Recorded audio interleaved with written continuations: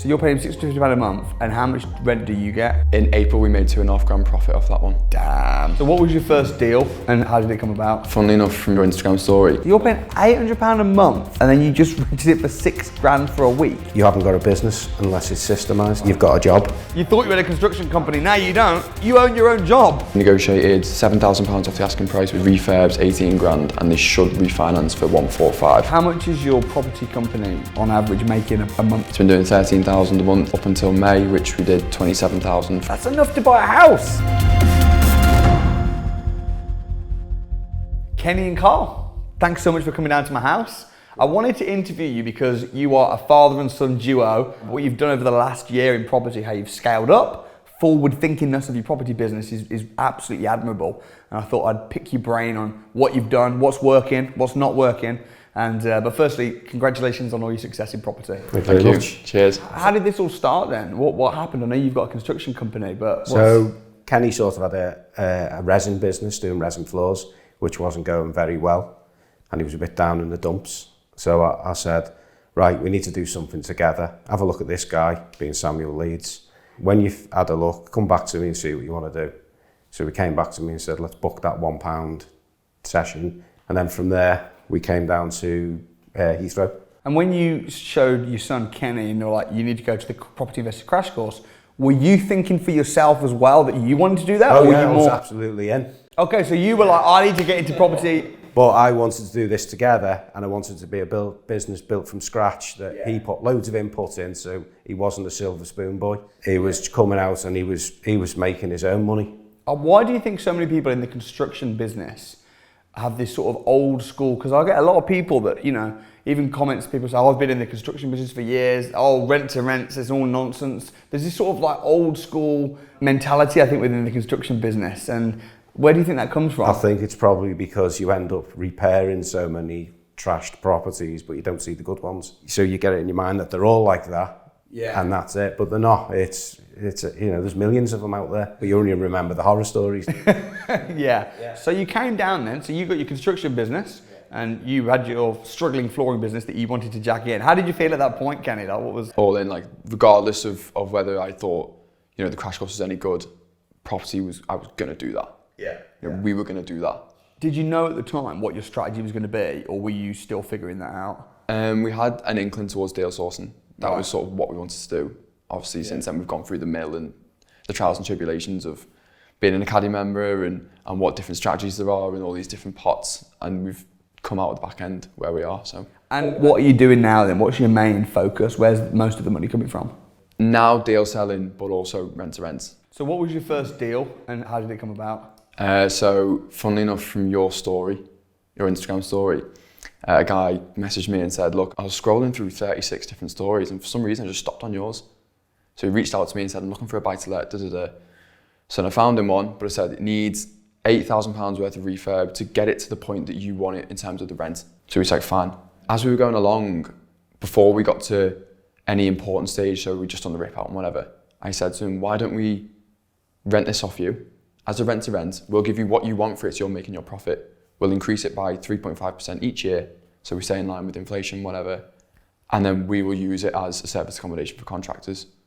And he was like, bingo, let's do it. So hold on, this is crazy. So this was the deal selling masterclass? No, you just reshared something that I'd put and tagged you in. Okay. And he stopped on it for some reason. And I'm quite a big believer of like the universe and law of attraction and stuff like that, so I think it could be something to do with that, I don't know. So we saw your potential deal, and what was it? Was it like a buy-to-let? The deal was just a standard buy-to-let. So he wanted a buy-to-let. It was our first investor on board. Yeah. Kenny brought him on. We found the deal, and then we said, we'll take the deal off you. So you buy it, refurb it, and then we'll rent it back off you for 3 years. Okay. So it's a double deal. Yeah. So you're getting a fee, but then he's getting a guaranteed rent, which means you're getting a rent to rent.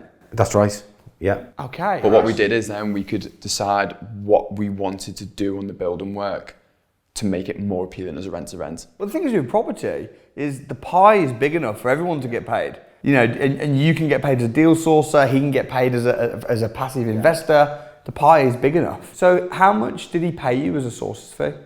2,000 for the sourcing fee, 1,200 for the project management, And then we actually added £35,000 worth of equity in 3 weeks, which is 27,000 net. And how much rent are you paying him? £650. So you're paying him £650 a month, and how much rent do you get? In April, we made £2.5 profit off that one. Damn. So the big question is then, that a lot of people say is, why doesn't he just rent it out himself as serviced accommodation? And this comes up all the time, because whenever you're doing a rent to rent, if you're renting a property and you're renting it out as serviced accommodation, everyone says, why doesn't the landlord do it? What would your answer be to that? Bit weary of chancing it. Yeah. Yeah, that's all. I think they don't know if they could quite cope with the management system. Yeah, it's time consuming, isn't it? Time consuming, yeah. And also, I guess as well, in a similar way, you could say that about anything, couldn't you? Like the hotel business. When Premier Inn rent a building and then run it as a Premier Inn and make a fortune, you could say, well, why doesn't just the owner run it as a hotel? Well, they don't know how. They don't know the systems, the procedures, the processes. You've got to have the desire. Yeah. Without the desire, you're not going to do it. But if you've got the desire to do it. Because you've got to find cleaners, key boxes, working on online travel agencies and Avivo, channel managers, synchronizing calendars. Noise monitors. Noise monitors. Yeah. If you don't know how to do it, I mean, you've been trained, you've got the business in a box, you've got all the processes, you've got community, mentors, and you've made a success of it. But most people, it's just too daunting, isn't it? Too daunting. Yeah. And we've learned the hard way through the noise monitors as well. Well, go on, tell me. We've got an apartment that has one above, and it's actually above a funeral director's. So that means super quiet in the day, super quiet at night for the guys upstairs. And I got a call at like 2 a.m. saying they're downstairs, they're doing this and that, they're shouting and screaming. And I was just like, ugh. And with the landlord, I'd actually agreed that we would put a sound monitor in, but I forgot to do it. That was my mess up. So I then had to, grovel a little bit, saying really sorry, this and that. But the guests were saying, we never did anything. So obviously now I've got to be like, well, I can't charge them. They've said they haven't done anything. I've got no noise monitors to prove it. And the Ring doorbell wasn't charged. So that's something you don't So we really have to take see. it on the chin. We took Our it on the fault, chin. we'll put it right. Yeah. But that actual apartment is in a place where the Open is going to be, the Golf Open. And we've let that out for the Golf Open for 1 week. Cool. £6 grand. £6,000 For a week? for a week. And how much rent are you paying to the landlord? 800. 800. So you're paying £800 a month, and then you just rented it for £6,000 for a week? For a week, yeah. Damn, that is nuts. And it turns its wheels anyway, without that, but that's just like Brucey bonus, isn't it? And you've got a BRR going on at the moment. Talk to me a bit about that. So that is literally like 4 minutes away from Liverpool Tunnel. It's going to be a serviced accommodation. I sourced it for them. We negotiated £7,000 off the asking price, which is nice.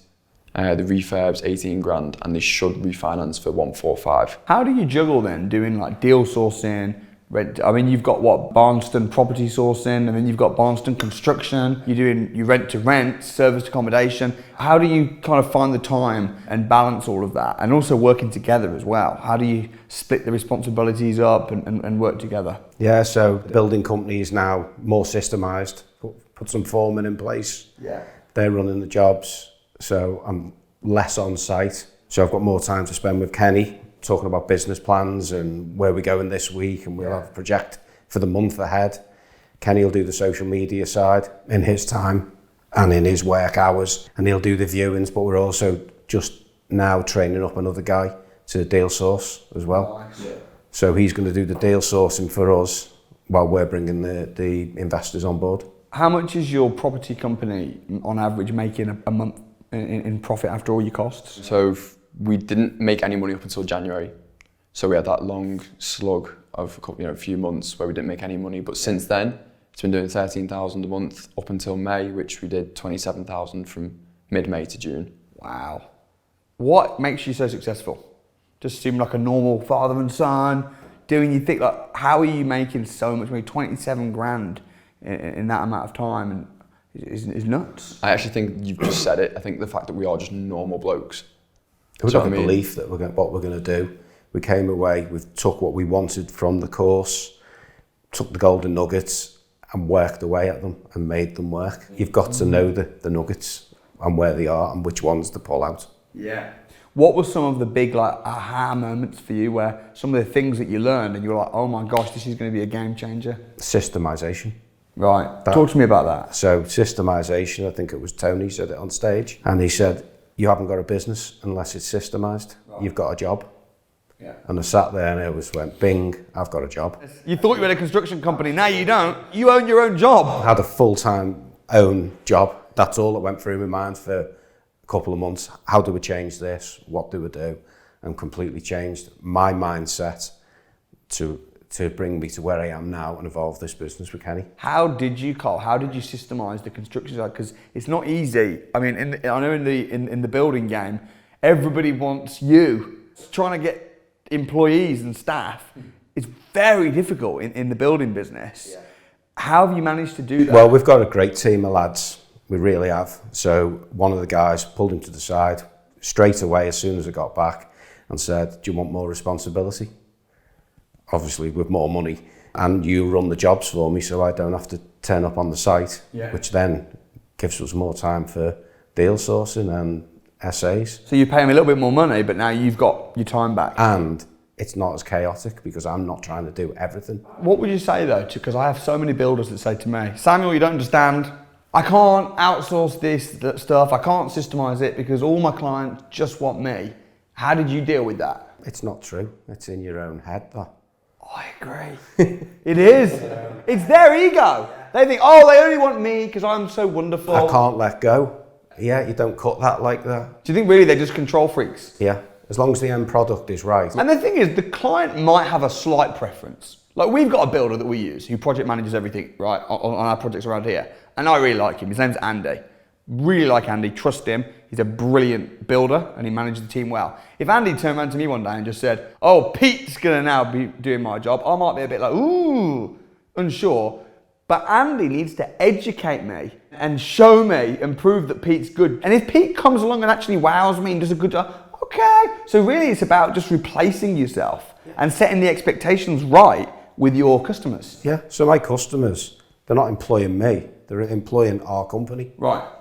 And we're overseeing it, that all the guys that work for the company work under our umbrella. So you just need to make sure the job gets done well. And they all go through a training matrix as well, anyway, on top of all that. Yeah. So you have to train them well. So we're training them, we've got them going through all the asbestos awareness, working from height, SMSTS.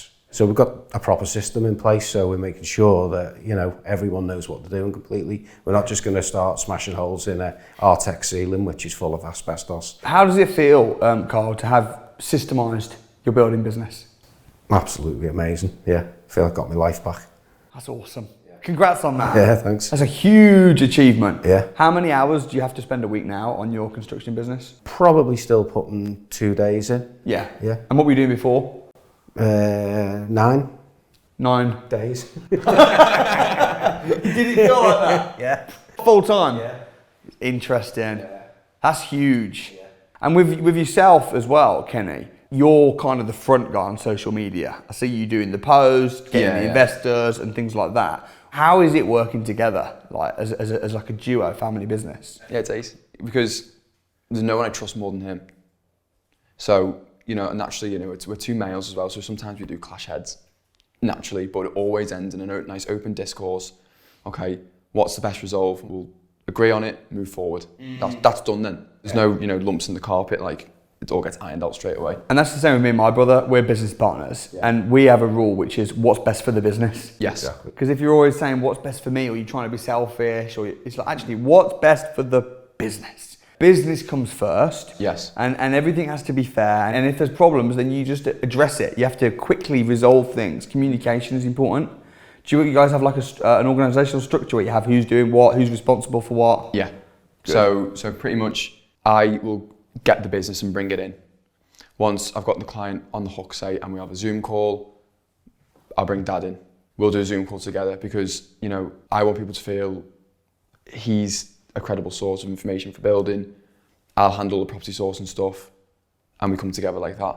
Yeah. And that's how it works. What are you most excited about with the construction business, rent to rents, and building your own portfolio of BRRs? Like, which is the most exciting? So I think going to our own portfolio, when I say our own, which we own, which we've done from scratch, I'm not putting the money in, Kenny and I have brought that in with that turnover we've just told you, and we're going to buy our first property this year, and then we're going to leverage that property and keep going. Do the works, refinance it. Yeah, but we'll probably put sweat money into that one and do a lot of the building work to make it more fruitful. So that 27 grand, was that over just a month period? It was sort of like 6 weeks. And how much of that was profit? That's profit. That's enough to buy a house. But then we've also agreed on rent to rent, so now it's like, oh, well, we've got to furnish them, and it comes down the pot, as you know. And also, that 27 grand is not guaranteed next month. You know, like, we're not taking 27 grand wage or anything like that. We're That's reinvesting back in the business. Yes. It's all going back in. Yeah, of course. And that's the way it should be. It's going to work for us, and in 10 years it'll be working a lot better.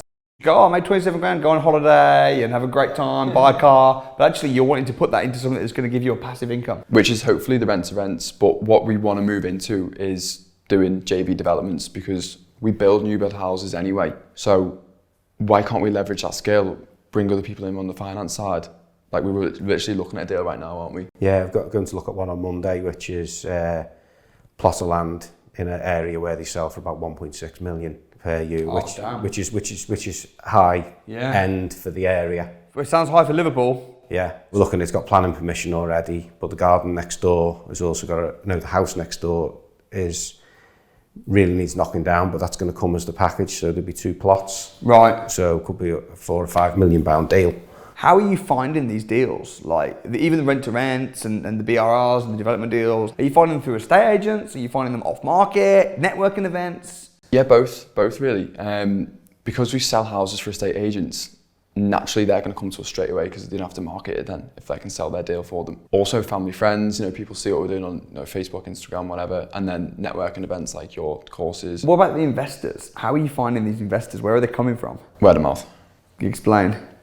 Well, so say if they come through Instagram, which some of them do, or the academy or whatever, then I'll actually put them in touch with previous investors and say, speak to them, ask them what you thought of me. They won't hold anything back. And then all of a sudden, they call me back and say, yeah, let's do it. So you're using like referrals or recommendations for your inquiries? Yes. And where would you say most of the focus is then on the property business? If you had to sort of sourcing, rent to rents, developments? Sourcing. But the great thing about sourcing is, if you're sourcing deals, if you're finding something, you can keep it, you can partner, you can sell it. The biggest problem people have in this business, I think, is being able to source good deals. Because everyone thinks, oh, I haven't got the money, oh, I haven't got any investors, well, you ain't even got the deals. I could give you 150 grand right now and you wouldn't have the first clue what to do with it. So the real trick of the game is being able to find the deals, know what a good deal is, know how to crunch the numbers, know where to look, how to spot the opportunities. I think that's the biggest key. So what tips would you have from your experience, both in construction but also in the business of property, about knowing what to look for in a good deal? How do you know if a deal's a good deal or not? I think you've got to be realistic about your construction costs. Like, do not try and inflate those numbers to make it work. Yeah. If it doesn't work, move on. Or inflating the end value because one freaky house sold for 300 grand, but realistically they're all selling for 260. And that's tough, isn't it? Looking for your GDV is tough. That's do the your hardest research, part. isn't it? Do your research, get your data right. And also you've got to add in contingency and stuff, haven't you, as well, with any job? You've got to make sure your numbers are really right. Yeah, so we always knock off like 10% for our GDV. And refurb, you've got your build at cost, and then you've got your 15% profits, 5% contingency, and then even VAT. People miss off VAT, and it's like, what, I've got to pay 5 grand extra? Yeah, right. You know what I mean? Yeah. Have you agreed any purchase lease options yet? Close, weren't we? Close. We've had talks, and we've been in the situation where they may have gone, but we've done the figures and walked away in the end. You keep saying this, and it's so important. I think being prepared to walk away is so important, because I've seen a lot of people, especially inexperienced people that aren't really trained or educated, they're quite emotional and they'll get emotionally attached to a deal, and then they'll fudge the figures to make it work because really their heart's saying yes. But the biggest tip is fill your pipeline. If you've got 20 deals on, I bet you guys have got at least 10 different potential deals on the table right now. Absolutely, yeah. And that way, that one doesn't work. That one doesn't work. If you've only got one in your pipeline, you're desperate for it to work, because if it doesn't work, then you've got nothing. Yeah, that's correct. You're trying to set out, you want to get going. Yeah. You need that deal, you'll do anything for it to work. But you can't be a motivated investor. You have to be a smart investor dealing with motivated sellers. Well, we do an exercise called I Think I Know. So we'll write it on the whiteboard and we'll get all the I thinks about it. and we'll just chuck them in the bin and just put I knows on the board, and then we'll make a decision. Right. And we do that all the time, don't we? Pretty much every day. But you know how many deal sources sell with I thinks? They'll say, oh, I think that they're going to be bringing in a new train station and we think that the market value will go up over the next 3 years. And you don't know that. It's nonsense. Yeah. Talk a bit about as well the difference between, because this is the mad one important for deal sources, the difference between the asking price and the true current market value. It's very difficult at the moment because there's limited properties on the market. So to actually pull a below market value is difficult. Yeah. I always do a square meterage. So I want to know how much you're paying per square meter in that area on average this year. Yeah. Look at the asking price. If it's way overinflated, but if it's justified because it's really nice inside, this and that extension, then you can be like, right, okay, that's justified. But if it isn't, then you know, hang on a second, that's not the current market value. Yeah. It should be this. Yeah, because one of the things that novices do is there'll be a property on the market for 150 and then they'll negotiate to buy it for 130. I got 20 grand below market value. But actually when you look at it, and you look at the comparable prices, it's only worth 130. So actually, it's not 20 grand below market value, it's 20 grand below asking price. But asking price is irrelevant what they could be asking £1 million. But at the same time, they can be the other way around. Like I've seen investors or novices, they're looking at a property for 150 grand. And actually, it's on the market for 150, but the seller's motivated, and really it's worth 165, but it's on cheap. But then they'll put in a cheeky offer of 125, and it's like, no, it's already cheap. Like, what are you doing? So being able to calculate that figure, I think is really important. What have been some of the biggest learning points for you then, Kenny? In doing what you've been doing with getting investors and selling deals, what have been some of the biggest learning points? Probably to be a bit more thick-skinned, to be honest. Naturally, I'm quite a sensitive, emotional person. So when you get that no, first deal that we sold and got the money in the bank for was a BRR in Liverpool, and the comparable we used was in the road next door, but that was a different postcode. So the investor was like, no, I want my money back. That's not secure and safe enough. But it was a like-for-like property next road. So I sent them the money back and I said to my dad, I was like, oh, Dad, it's not working, this and that. Now I've come through the trials and tribulations of that. I'm a bit like, no, hang on a sec. I know to put all my due diligence in a pack. Our packs sometimes are like 50 pages deep, you know, for bigger deals, which a lot of people be like, can't read that. But if you say the information's not there, I can guarantee you it is. So take your time to read the pack, see the information. That's probably the biggest learning curve I've had. Also, we've done the job, pay us. Not in 3 months. Which you're great at. We're done. Oh, I'm the master. Yeah, the master, We've done all that work for you, pay us. Yeah. It's quite easy. Yeah, right, because people say, oh, I'll pay you on completion. But I've already done the work. Yeah, exactly, yeah. You can pay me now. If you're not happy when you're doing your due diligence and the survey or whatever, you've got a 14-day calling off period. What did you learn at the Deal Selling Masterclass? What did you think when you saw me live just selling deals over and over and over again? Because I don't think people quite, until you've actually experienced it. When I tell people, come on the program, bring deals, and you'll see me ringing investors, selling the deal, live. I don't think people quite believe it. I thought it was ace because the way you do it, it's killer. Like, get it done. And you've actually got to be like that. In this industry, it's so competitive. And then watching you do that live on stage made me realise, right, I can do it. I just need to be a little bit more hard-faced about it. You have to be able to close the deal. Some people just can't. And in England, we're very polite. But you have to be able to actually be direct. This is the deal. What are your thoughts? It looks great. Perfect. My fee's £3,000. How do you feel about that? That sounds reasonable. Great. How would you like to pay? I do need to refresh on that. The way we do it now is purely bespoke. Okay. But, which has good points and has bad Yeah, it does. I like bespoke. The bad points about it, I think, is that you can't push out deals en masse. It's all, you know, I go and look at it, we price up the refurb, we do the work. It's a lot, very time consuming. We need to do some deals where we don't include the builder's work. Yeah. So we've come up with a new strategy for that. Go on. So the new strategy is, this is what we think you can do the builder's work and project manage it yourself. Yeah. This is what we think you can do it using us, and this is the fee, and it's going to be quite a large fee on top to use us to project manage and bring that in on. If you want that security, that you've got professionals doing the job. Paid for it then. Yeah. Because I'm in construction, as you know, Kenny works for the construction company too, but I know over the years I get a lot more for building an extension and refurb and a buy-to-let. Of course. Because I can allow time for a foreman, prelim costs, washrooms, toilets, etc. You ain't getting that on a buy-to-let. And it depends on how much they value their time. Yeah. If somebody lives local and they've got the time, they'll say, no, actually, I'll book my own electrician, my own plumber, my own this.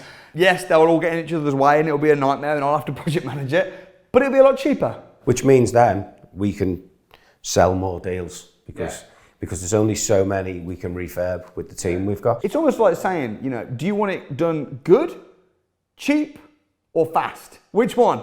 Because you can't have all three. You can't have it done good and cheap and fast.